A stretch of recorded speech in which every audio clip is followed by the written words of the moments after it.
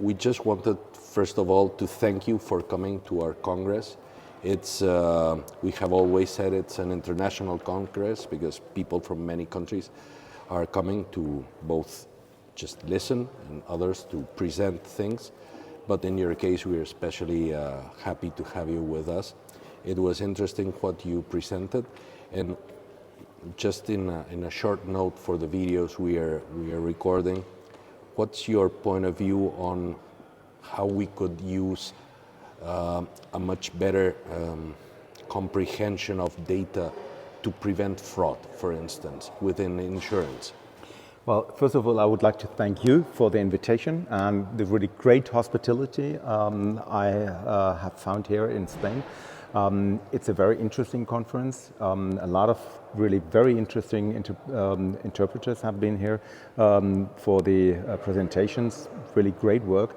To my topic, this is just one thing. What you can do when you have data in cars is, well, to prove fraudulent accidents. But in totally, we are only talking about very small numbers, even though I've worked a lot in criminal cases. I'm actually only working in criminal cases. I got the impression the world is bad, but no, this is not true. Most people are doing perfectly and correctly in their life, and they want to do everything right, and nevertheless accidents happen. So most accidents are not fraudulent. Mm-hmm. We are talking about 2 or 3% of all accidents at a maximum, which are very likely to be fraudulent. Where do I know this data from? I know this data from accident data recorders, which have been implemented into rental cars. And in rental cars, where we have this data, we can quite exactly tell what the people have done. And this is the important thing. You have to know exactly what the driver has done. And the difference between a fraudulent and a real accident is that the driver has done some action to prevent the incident and then took this action back. If the driver didn't react at all, it is very difficult to say, well, this is typical fraudulent. No, it's not typical fraudulent, because if I want to hit my head against the wall, I would take off my glasses first and then do it slowly, okay? And I know that it is going to be harmful because I know it before I do it in a way to protect myself. And this is exactly what the person who's doing an accident on purpose also does, because he knows that it is going to happen. He is protecting himself, so when he is adjusting the speed, he's braking, release the brakes, and this interaction occurs in a very short period of time. We're not talking about seconds, we're talking about milliseconds. And it's not 1 or 2 milliseconds, we're talking about 40, 50, 100 milliseconds. So therefore we need a data range and the sample rate at least 10 hertz. Very, very high. At least 10 hertz, so we can really tell what the driver has done. Better 20 hertz, but this is a minimum. And therefore, if we have this data, then we can make a differentiation. What is normal driving? What is typical for fraudulent accidents? So to come to a conclusion, we need data in a sufficient data or sample rate. Yeah, someone said yesterday, if you have exact data, you can have an accident reconstruction. If you have some data and you're not 100% sure of how accurate it is, you can just do a simulation. You're perfectly right. And I love this presentation in the morning where he showed this big puzzle.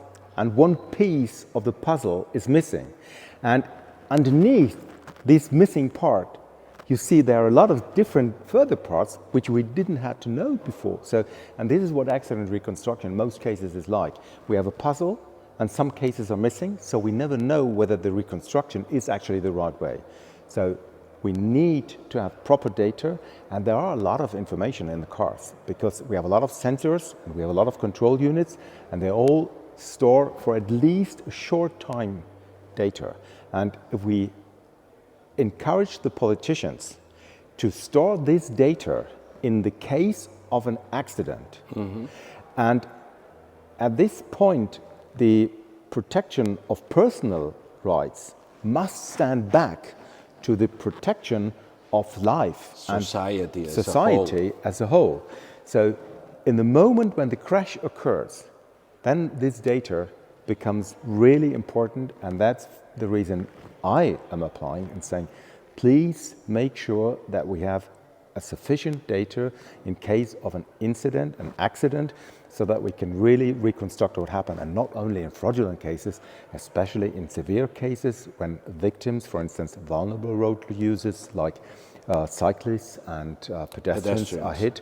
We do not have data with the common or the present EDR law, which says that there has to be a speed change in the car of 8 kph during the impact. 8 kph is not what a normal passenger car suffers when it hits pedestrian or cycle. Yeah, So it's much lower. It's much lower. So therefore we don't have any information. And we know from the real cases that people are speeding at 70, 80, even 100 and more kph in towns.